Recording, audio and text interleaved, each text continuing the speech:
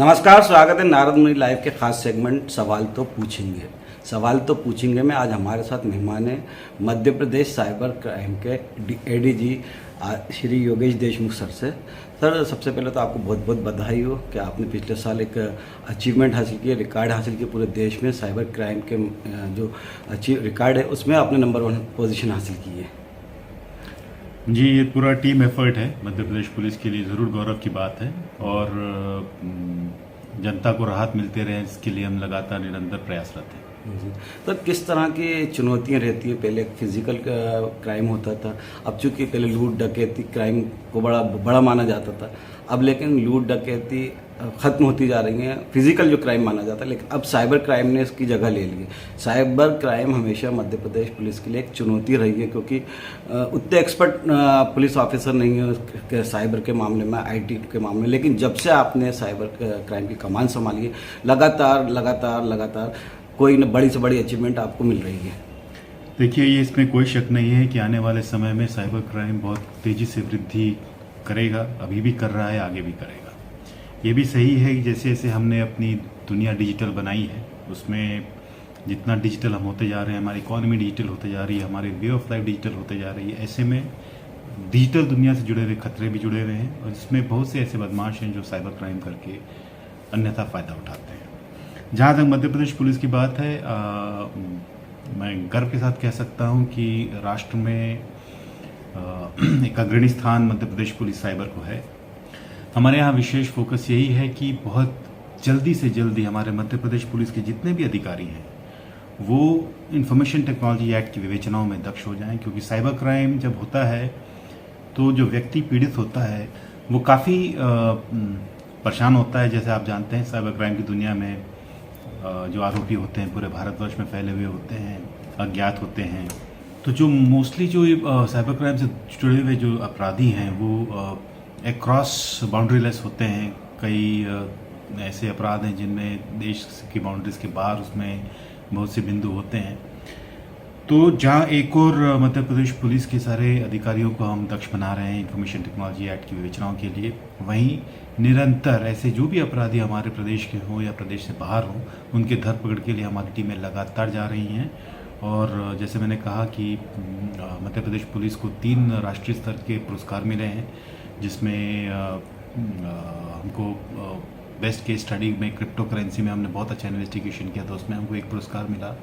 इसी तरीके से हमने जो सबसे ज़्यादा किस फोर्स ने अपने अधिकारियों को तैयार किया है इस विवेचना के लिए, उसमें हमको एक बेस्ट पुरस्कार मिला और cyber cop of the year का भी हमें 1 पुरस्कार मिला है।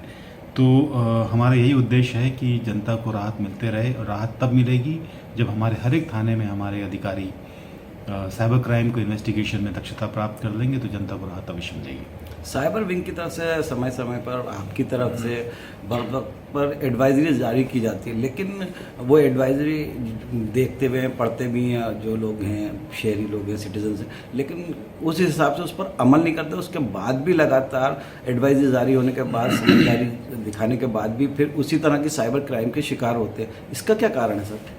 देखिए, जैसे मैंने कहा ना, बहुत जल्द ही हम सभी ने डिजिटल दुनिया अपना ली है, लेकिन डिजिटल दुनिया के साथ साथ उसके साथ जो जुड़े हुए खतरे हैं उसके बारे में हमने अपने आप को अपग्रेड नहीं किया, अपनी जानकारियों को अपग्रेड नहीं किया, अपनी जानकारी ली नहीं। जहाँ एक और डिजिटल दुनिया में काम करना बहुत सुविधाजनक है, लेकिन उससे जुड़े हुए जो खतरे हैं उसके बारे में निरंतर आपको सतर्क रहना पड़ेगा।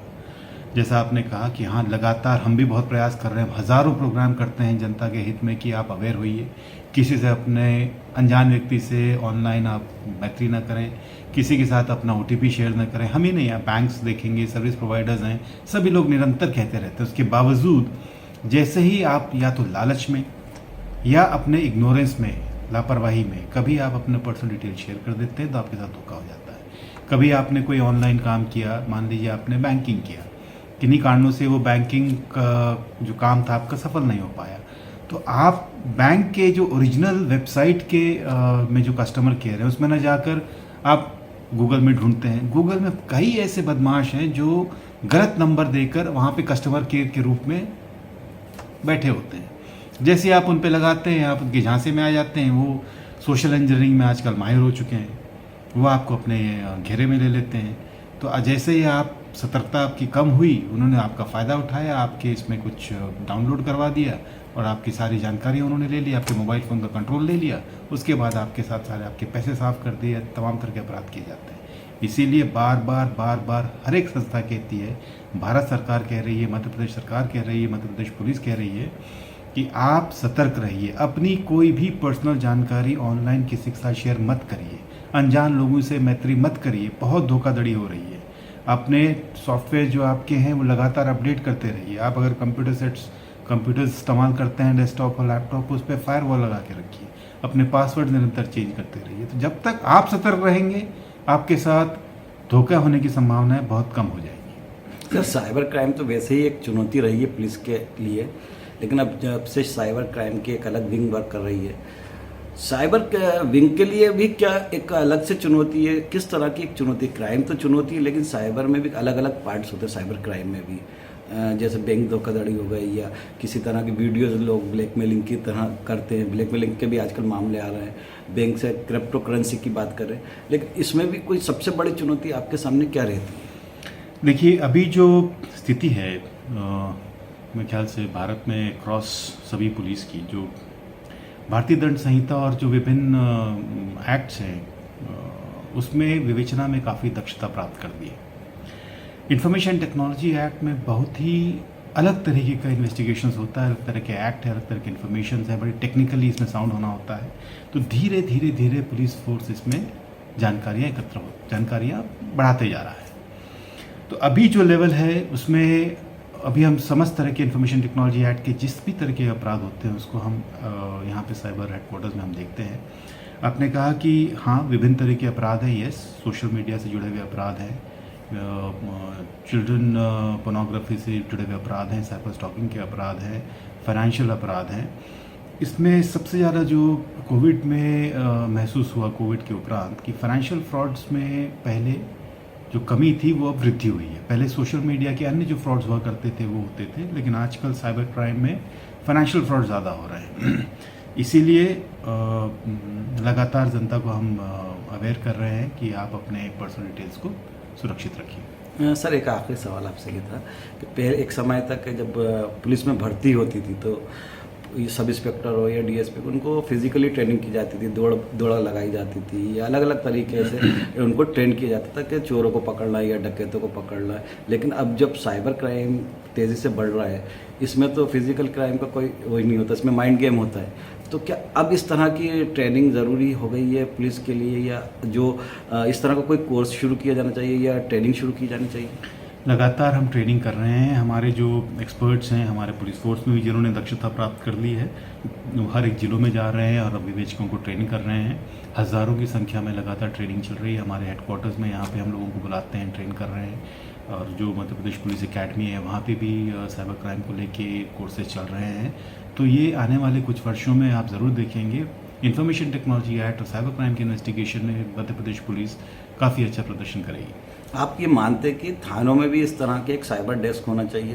क्योंकि अभी वर्तमान स्थिति में जो कांस्टेबल है या जो इन्वेस्टिगेशन ऑफिसर हैं, उन्हें साइबर के बारे में नॉलेज नहीं है, आईटी के बारे में बिल्कुल भी नॉलेज नहीं होती। तो वो जब कोई इस तरह के मामले जाते हैं तो या तो क्राइम ब्रांच को शिफ्ट कर देते हैं या स्टेट साइबर को शिफ्ट कर देते हैं। लेकिन आप मानते हैं कि थानों में भी इस तरह की एक एक्सपर्ट टीम होना चाहिए?